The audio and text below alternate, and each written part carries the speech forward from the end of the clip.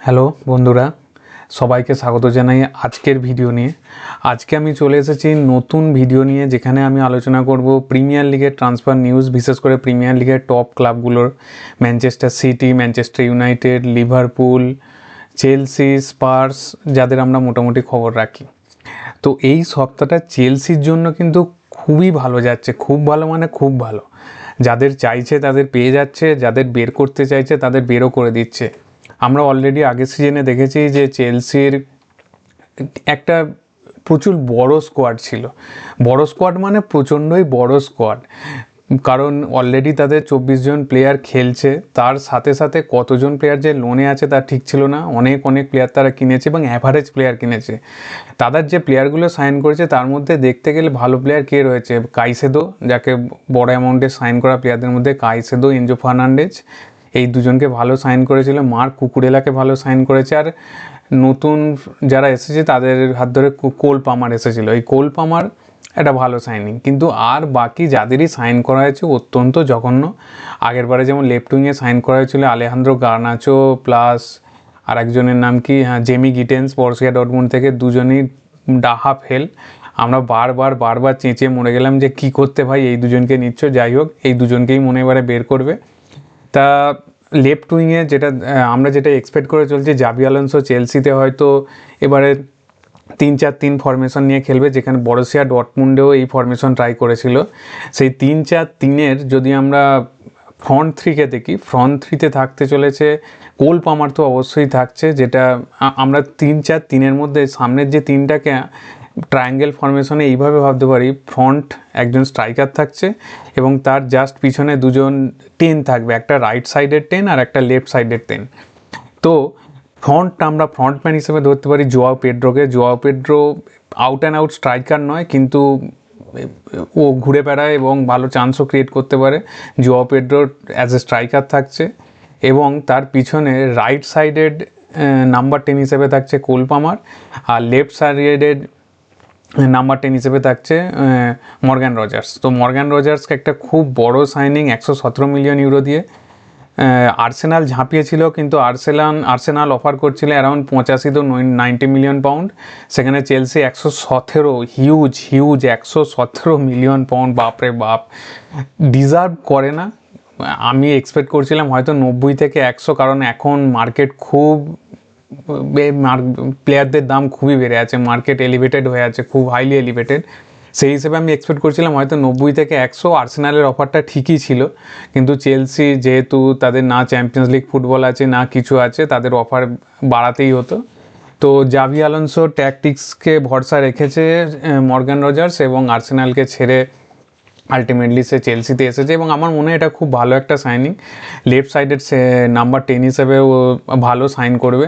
তো টাকাটা আমার মনে হয় না জলে গেল। আর তার থেকেও বড় কথা, আমার মনে হয় অ্যাস্টন ভিলাও কিছু প্লেয়ার কিনবে, যার মধ্যে আজকে একটা কনফার্মেশন এসেছে। তো অ্যাস্টন ভিলা, কালকে আমরা যেটা নিউজ পাচ্ছিলাম, Nicolas Jackson as a striker তারা চাইছে, আর আলেহান্দ্রো গার্নাচো। ভাই কে ভাই গার্নাচোকে চায় আমি জানি না, কিন্তু উনাই এমেরি নাকি আলেহান্দ্রো গার্নাচোকে অ্যাজ এ লেফট উইঙ্গার চাইছে। কি দেখেছে তাতে জানি না। যাই হোক, ম্যানচেস্টার ইউনাইটেডের ফ্লপগুলোকে অ্যাস্টন ভিলা নিয়েই থাকে। জ্যাডন স্যানচোকে নিয়েও তারা খেলেছে, মার্কাস র্যাশফোর্ডকে নিয়েও খেলেছে। সেই হিসেবে আমাদের ভালোই ভাই, চেলসির ভালো। গার্নাচো ভাই তুই বিদায় হ। তো জাস্ট এইমাত্র নিউজ এসেছে 10-15 মিনিট আগেই ফ্যাব্রিজিও রোমানো টুইট করেছে যে Alejandro Garnacho as a loan deal Aston ভিলায় যাচ্ছে, এবং লোনটা এমন নয় যে পরের সিজনে আবার চলে আসবে যেমন নিকোলাস জ্যাকসনের ক্ষেত্রে হলো। আলেহান্দ্রো গার্নাচো লোন ডিল এবং সেখানে ম্যান্ডেটরি অপশন টু বাই, মানে আমরা বলতে পারি অব্লিগেশন টু বাই, যেটাকে আমরা বলে থাকি ফুটবলের ভাষায়। অপশন টু বাই মানে তোমার কাছে অপশন আছে, তোমাকে কিনতে হবে পরের বছর, নাও কিনতে পারো। যেমন র্যাশফোর্ডকে বার্সেলোনা কিনলো না, লোন ছিল কিন্তু লোন বাই অপশন অ্যাক্টিভেট করেনি, এটা হচ্ছে অপশন টু বাই। আর অব্লিগেশন টু বাই মানে তোমাকে ভাই কিনতেই হবে, এই সিজনটা লোনে থাকছো এবং পরের বছর তোমায় কিনতেই হবে।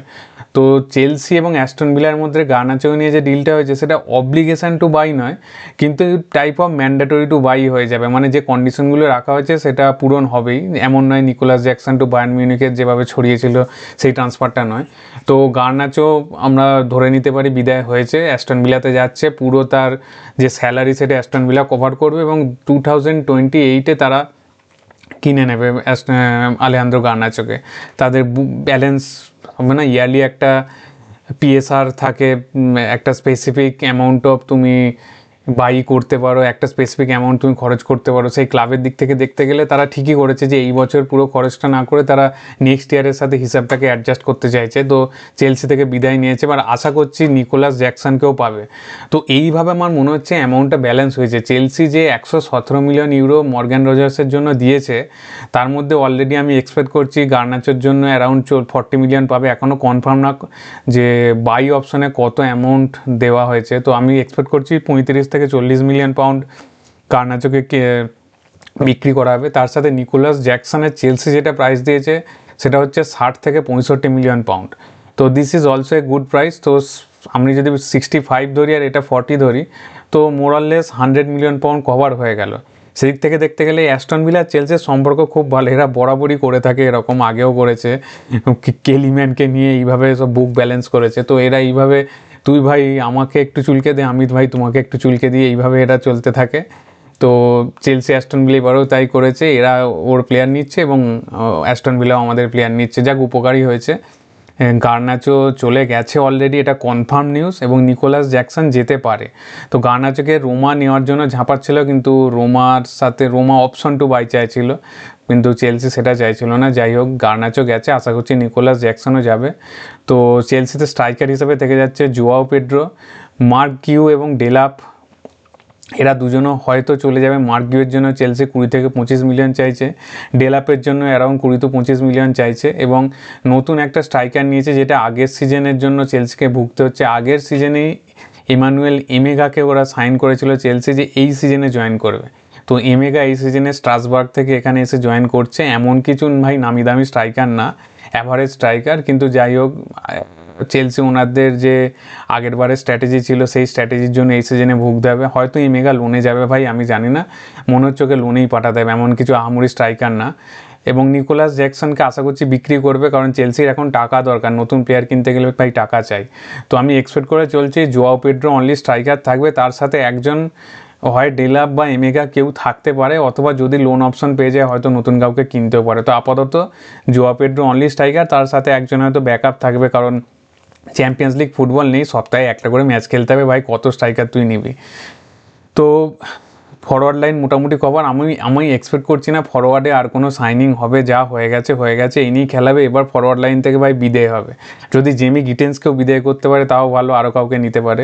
একটা প্লেয়ারের সাথে কথা চলছে, বসনিয়া কোনো একজন প্লেয়ারকে নিয়ে কথা চলছিল, আমি নামটা ভুলে গেছি, 17-18 বছর বয়স, ইয়ং কিড, বায়ার লেভারকুসেনের একাডেমিতে খেলতো, সেই জন্য জাভি সিমন্স চাইছে যে ওই প্লেয়ারটাকে আনা হোক। ও যেহেতু একাডেমির প্লেয়ার, অ্যারাউন্ড 17-18 বছর বয়স, তাই ও খুব কম দামে পেয়ে যাবে, তো তাকে নিতে পারে। কিন্তু তার জন্যেও কোনো ফরওয়ার্ডে প্লেয়ার আগে বিক্রি হতে হবে, সেটা পরের জন্য আমরা রেখে দিচ্ছি। তো আপাতত আমরা ধরতে পারি এই এখন ফরওয়ার্ডে আর সাইনিং হবে না, হয়তো ওই বসনিয়ার একটা বাচ্চা ছেলে তাকে সাইন করা হতে পারে, এইটুকুই। স্ট্রাইকার আমার মনে হয় না আর কোনো সাইনিং হবে, কারণ সপ্তাহে একটা করে ম্যাচ খেলার চ্যাম্পিয়ন্স লিগ ফুটবল আমাদের নেই।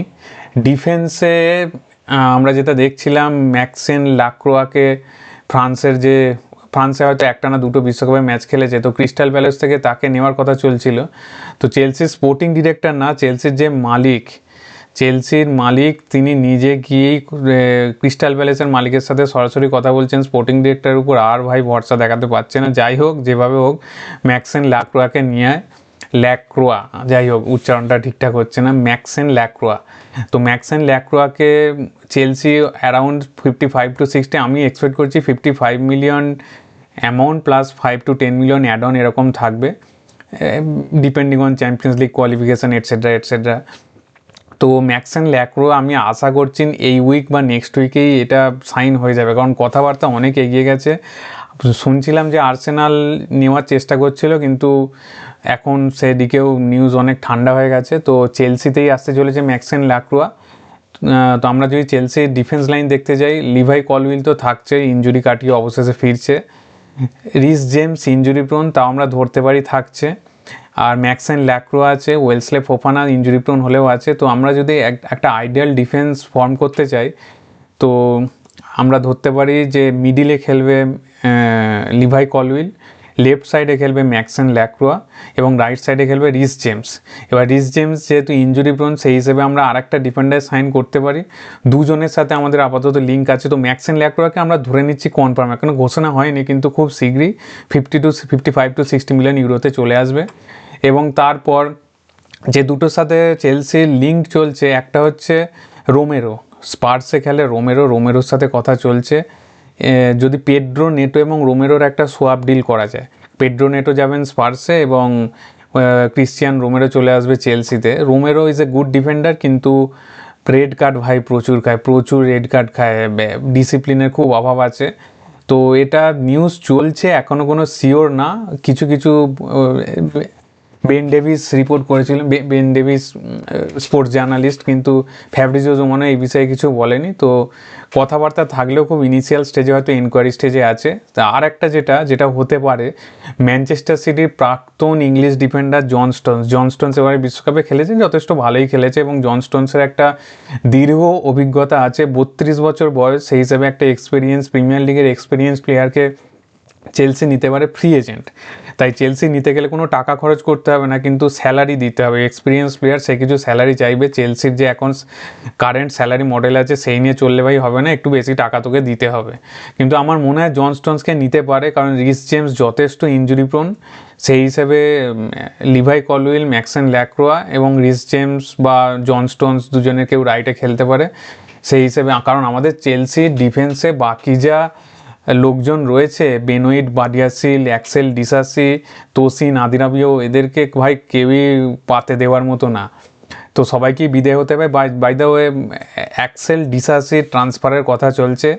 অ্যাক্সেল ডিসাসির জন্য এসি মিলান এবং ইতালির আর কোন ক্লাব দেখলাম, এসি মিলান খবর নিয়েছে এবং সম্ভবত রোমা বা জুভেন্টাসের কেউ হবে খবর নিয়েছে। এসি মিলান অবশ্যই কনফার্ম খবর নিয়েছে যে তার দাম কত। তো চেলসি অ্যারাউন্ড 25 মিলিয়ন চাইছে।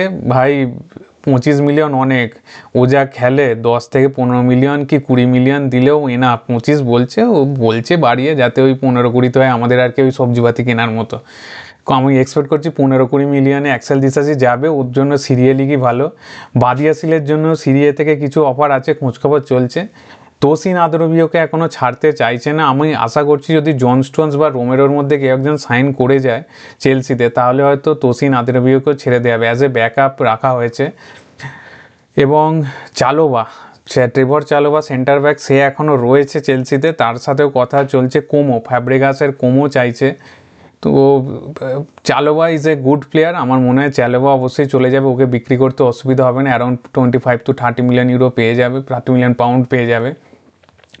অ্যাক্সেল ডিসাসি আর বেনোইট বাডিয়াসিলকে বিক্রি করতে খুব চাপ হবে। যাই হোক, আমি এক্সপেক্ট করছি এই দুটোকেও বিদায় করবে। আদরবিও হয়তো থাকতে পারে, আর আদরবি এদের মধ্যে এত খারাপও না, মোটামুটি ভাই অ্যাজ এ ব্যাকআপ ঠিক আছে, চলে যাবে, কিন্তু এদের দুজন চলবে না। আরেকজন যেটা রয়েছে জস আচিয়াম্পং, চেলসির রাইট ব্যাক এবং সেন্টার ব্যাকও খেলতে পারে।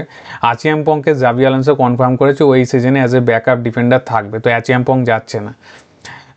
আর উইং ব্যাক আমরা অলরেডি দেখলাম চেলসি প্যালেস্ট্রাকে ইটালিয়ান সিরিয়া লিগ থেকে সাইন করে নিয়েছে, তো রাইট ব্যাকে চাইলে জেমসও খেলতে পারে। সেই হিসেবে right back is already covered. Left ব্যাকে এখনও পর্যন্ত লেফট উইং ব্যাক জোরেল হাতো কতটা লেফট উইং ব্যাক ভালোভাবে জানি না। লেফট ব্যাক ঠিক আছে মোটামুটি, লেফট উইং ব্যাকে জোরেল হাতো কতটা এফেক্টিভ জানি না, কারণ ওয়ার্ক রেট প্রচুর, তোমাকে attack to defence to attack transition করতে হবে এবং তোমার পাসিং এবিলিটি ভালো হতে হবে। ফাইনাল থার্ডে তোমার ডিসিশন মেকিং ভালো হতে হবে, কারণ তুমি উইং ব্যাক হিসেবে খেলছো। সেই হিসেবে দেখতে গেলে জানি না জোরেল হাতো কতটা সাকসেসফুল হবে।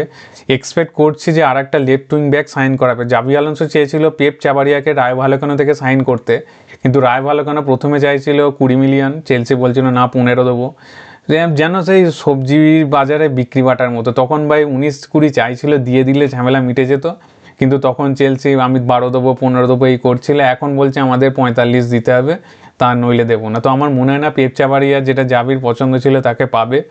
আর এমন কিছু হাইলি সাকসেসফুল প্লেয়ারও না যার জন্য আমাকে এত খরচ করতে হবে, তার থেকে আরও কিছু খরচ করলে আমরা আরও অনেক ভালো প্লেয়ার পেয়ে যাব। এইবার সেই হিসেবে দেখতে গেলে লুইস হলের দিকে আমরা তাকাতে পারি, নিউক্যাসল ইউনাইটেড। সো লুইস হলকে সাইন করতেই পারে। ম্যানচেস্টার ইউনাইটেডও যদিও লুইস হলকে দেখছে, কিন্তু আমার মনে হয় না ম্যানচেস্টার ইউনাইটেড সাইন করবে, কারণ ওরা 1 মিলিয়ন 2 মিলিয়নের জন্য যা মারামারি করছে হবে না। অ্যালেক্স স্কটকে চেলসি বিড করেছিল 65 million, midfielder, number 6, is a good number 6, কিন্তু অ্যালেক্স স্কট বিড রিজেক্ট করেছে। বর্নমাউথ চাইছে যে অ্যালেক্স স্কট এই সিজনটা থাকুক। ম্যানচেস্টার ইউনাইটেড ও চেলসি দুজনেই অ্যালেক্স স্কটের জন্য ঝাঁপাঝাঁপি করছে। আমার মনে হয় না 65 মিলিয়ন বিড রিজেক্ট হওয়ার পর ম্যানচেস্টার ইউনাইটেড আর এগোবে, কারণ ইউনাইটেড ভাই খুব মেপে ঝুঁপে পয়সা খরচ করছে। তো চেলসি যদি আরও বিড বাড়াতে পারে যেতে পারে, কিন্তু মিডফিল্ডে আমি যদি এক্সপেক্ট করি এনজো ফার্নান্দেজ চলে যাচ্ছে রিয়াল মাদ্রিদে, সেক্ষেত্রে আমার মনে হয় কি অপশান আছে চেলসির কাছে? চেলসির কাছে অপশান আছে 1 নম্বর অ্যালেক্স স্কটকে সাইন করতে পারে, অ্যাডাম হর্টন বা ব্রুনো গিমেরাস। নিউক্যাসল ইউনাইটেড থেকে ব্রুনো গিমেরাসকে কেনার জন্য আর্সেনাল অলরেডি ঝাঁপিয়েছে, কিন্তু আর্সেনাল 75 to 80 মিলিয়ন পাউন্ডের বেশি টাকা দেবে না বলে দিয়েছে, কিন্তু ব্রুনো গিমেরাস চাইছে আর্সেনালে যেতে। তো দুজনের মধ্যে একটা এই চলছে, জানান যদি আর্সেনাল একটু বিড বাড়িয়ে দেয় সেক্ষেত্রে ব্রুনোজি আর্সেনালই যাবে। কিন্তু চেলসি একটা কাজ করতে পারে, টাকাটা বাড়িয়ে দিতে পারে, যদি 90 to 95 পে করে তাহলে ব্রুনো গিমেরাসকে আনতে পারে। এক্সপিরিয়েন্সড প্রিমিয়ার লিগ প্লেয়ার, ব্রাজিলের হয়ে অনেক ম্যাচ খেলেছে, তো ব্রুনো গিমেরাস খুব ভালো সাইনিং হবে। ব্রুনো গিমেরাসকে যদি না পায় সেক্ষেত্রে অ্যাডাম হর্টনের দিকে যেতে পারে, কারণ অ্যালেক্স স্কটকে বর্নমাউথ ছাড়তে চাইছে না। অ্যাডাম হর্টনের প্রাইস আমি এক্সপেক্ট করছি অ্যারাউন্ড 72 to 75 মিলিয়ন পাউন্ড হবে, কারেন্ট বাজার যেহেতু খুব ইনফ্লেটেড আছে।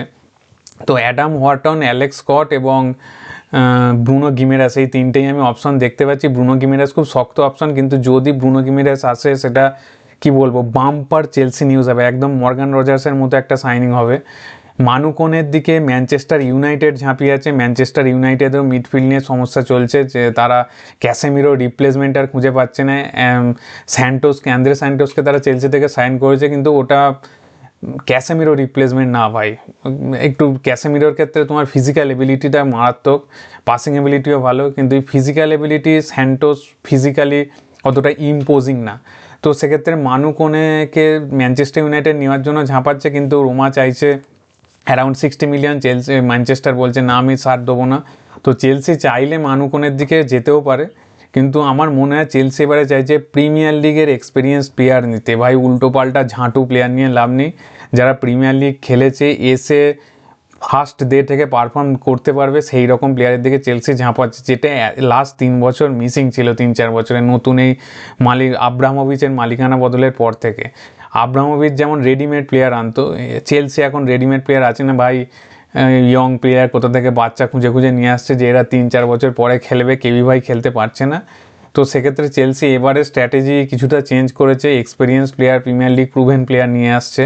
তো আমি ওই জন্যই এক্সপেক্ট করছি যে মিডফিল্ডে যদি এনজো ফার্নান্ডেজ বদলি কাউকে আনতে হয়, বেস্ট হবে ব্রুনো গিমেরাস, তারপরের অপশন অ্যাডাম হর্টন এবং তারপরের অপশন অ্যালেক্স স্কট। অ্যালেক্স স্কটকে আমি কেন থার্ড অপশন রাখছি, 1 নম্বর Alex Scott is not defensive minded, যেটা এনজো ফার্নান্ডেজ অনেক বেটার ডিফেন্স করতে পারে, ডাবল পিভটে খেলতে পারে। তো অ্যালেক্স স্কট স্লাইটলি ফরওয়ার্ড গিয়ে খেলে, যাই হোক এনজো দুদিকেই ফরওয়ার্ড ডিফেন্স দুটোই কভার করতে পারে। সেদিক থেকে দেখতে গেলে আর বর্নেমাউথ চাইছেও না ছাড়তে অ্যালেক্স স্কটকে, ম্যানচেস্টার ইউনাইটেড অ্যালেক্স স্কটের পিছনে পড়ে আছে। সেই হিসেবে আমি বলছি ব্রুনো গিমেরাস ফার্স্ট অপশন, কিন্তু ব্রুনো গিমেরাস আর্সেনালে যাচ্ছে, সেই হিসেবে সেটা কতটা ফিজিবল হবে জানি না। তো আর দুটো অপশন ওই জন্য পড়ে থাকছে, আইদার অ্যাডাম ওয়ার্টন অথবা অ্যালেক্স স্কট। অ্যালেক্স স্কটের 65 মিলিয়ন বিড অলরেডি রিজেক্ট হয়ে গেছে, এবার দেখা যাক দুজনের কে আসে। আমার মনে হচ্ছে একটা মিডফিল্ডার আসতে পারে। ম্যানচেস্টার ইউনাইটেডের কথা যদি বলি, ম্যানচেস্টার ইউনাইটেড তো অ্যান্ড্রে স্যান্টোসকে অলরেডি সাইন করে নিয়েছে, তারা কাকে সাইন করবে তারা এখনও খুঁজে পাচ্ছে না, সবার সাথে মারামারি করছে টাকা নিয়ে। মানুকনের জন্য ঝাঁপাচ্ছে কিন্তু বিট করতে পারছে না, তারা নিজেরাও ঠিক বুঝতে পারছে না ক্যাসেমিরো রিপ্লেসমেন্ট কে সঠিক হবে, কে অ্যালেক্স স্কট নাকি মানুকন নাকি অ্যাডাম ওয়ার্টন, কে কার জন্য বিট করবে জানে না, কত বিট করবে জানে না। কারণ ম্যানচেস্টার যা চাইছে, ম্যানচেস্টার ইউনাইটেড তারা চাইছে 40-50 আমি সবাইকে পেয়ে যাবো, কিন্তু এখন ভাই ইনফ্লেটেড মার্কেটে এটা অসম্ভব। সেদিক থেকে দেখতে গেলে ম্যানচেস্টার ইউনাইটেডের অবস্থা এখন শোচনীয়, কারণ অত কম পয়সায় ভাই তুমি প্লেয়ার পাবে না। ম্যানচেস্টার সিটি তো এলিয়ট অ্যান্ডারসনকে 116 মিলিয়ন পাউন্ডে সাইন করার পর আপাতত চুপচাপ বসে আছে। আমি এক্সপেক্ট করছি মালো গুস্তো চেলসি থেকে ওখানে যেতে পারে, কারণ ম্যানচেস্টারের নতুন কোচ, আমাদের চেলসির প্রাক্তন কোচ, তিনি মালো গুস্তোকে খুব পছন্দ করেন। সেই হিসেবে মালো গুস্তো হয়তো ম্যানচেস্টার সিটিতে যাবে, সেটা একটা চেলসির পক্ষে লাভজনক, কারণ ওদের অলরেডি দুটো রাইট ব্যাক আছে, অ্যারাউন্ড 60 to 70 মিলিয়ন পাউন্ড পেয়ে যাবে।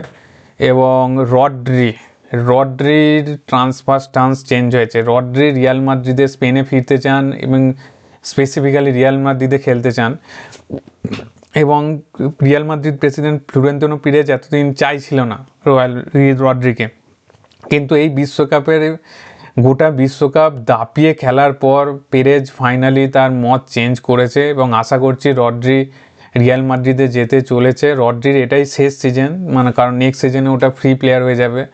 রড্রি খুব তাড়াতাড়ি 30 বছর বয়স হবে, সেই জন্য আমরা এক্সপেক্ট করছি রিয়াল মাদ্রিদ হয়তো নিতে পারে 2 থেকে 3 বছর। রিয়াল মাদ্রিদ এজেড প্লেয়ার সাইন সেরকম করতে চায় না কিছু লাস্ট কয়েক বছর ভোগার পর থেকে, তো এজেড প্লেয়ারদের ওরা 2 থেকে 3 বছরের ডিল দেয়। সেক্ষেত্রে আমার মনে হয় রড্রি যেহেতু রিয়াল মাদ্রিদে যেতে চাইছে, রিয়াল মাদ্রিদ নিতে পারে, 2-3 বছরের ডিল দিলেও ও নিয়ে নেবে। কারেন্টলি রড্রি ইনজিওর্ড আছে, 1-2 মাস ইনজুরিতে থাকবে, কিন্তু যা ভাই বিশ্বকাপে যা দারুণ খেললো, সেই হিসেবে দেখতে গেলে মাদ্রিদের জন্য একটা সলিড মিডফিল্ডার পেতে চলেছে। এবং মাদ্রিদ যদি রড্রিকে কিনতে চায় তাদের কিন্তু পজিশন ফাঁকা করতে হবে। আমি এক্সপেক্ট করছি রড্রিকে কিনলেই ক্যামাভিঙ্গাকে বিক্রি করবে, এবং এদুয়ার্দো কামাভিঙ্গার জন্য ম্যানচেস্টার ইউনাইটেড ঝাঁপিয়ে পড়েছে। ক্যাসেমিরো রিপ্লেসমেন্ট ক্যামাভিঙ্গা, হ্যাঁ বলা যায় হতে পারে, ডিফেন্সিভ মিডফিল্ডার, ইনজুরি প্রোন, কিছুটা হলেও ইনজুরি প্রোন, কিন্তু যদি রড্রি যায় আমি এক্সপেক্ট করছি ক্যামাভিঙ্গা নিজে ছাড়তে চায় না, কিন্তু ক্যামাভিঙ্গাকে রিয়াল মাদ্রিদ বেচবে। লাস্ট সিজন খুবই হতাশাজনক পারফরমেন্স ছিল, তো ম্যানচেস্টার ইউনাইটেডের জন্য ভালো নিউজ, হয়তো তারা পেলেও পেতে পারে এডুয়ার্ডো ক্যামাভিঙ্গাকে। লিভারপুলের আপাতত কোনো ট্রান্সফার নিউজ নেই, স্পার্স কোনো এখন আপডেট নেই। তো মোটামুটি প্রিমিয়ার লিগের টপ ক্লাবগুলোর নিউজ এটুকুই। আর্সেনালও এখনও কাউকে বিট করছে না, সবই রিউমার চলছে। তো ট্রান্সফার মার্কেট এখন সব থেকে অ্যাক্টিভ রয়েছে দেখা যাচ্ছে চেলসি, যা সবার সাথেই তারা কথা চলছে এবং খুব তাড়াতাড়ি তারা ডিলগুলো সাইন করে ফেলছে। তো আজকের মতো এটুকুই, কালকে আমি আবার নতুন ভিডিও নিয়ে আসবো, দেখা যাক কোনো ট্রান্সফার আপডেট পাই কিনা। তো বাই, আমার চ্যানেলটাকে লাইক করুন, সাবস্ক্রাইব করুন। আমি রোজই প্রিমিয়ার লিগ এবং লা লিগা সিরিজের ট্রান্সফার আপডেট নিয়ে চলে আসব। সমস্ত ট্রান্সফার আপডেট এই চ্যানেলে আপনি পাবেন, তো সাবস্ক্রাইব করে রাখুন। Thank you.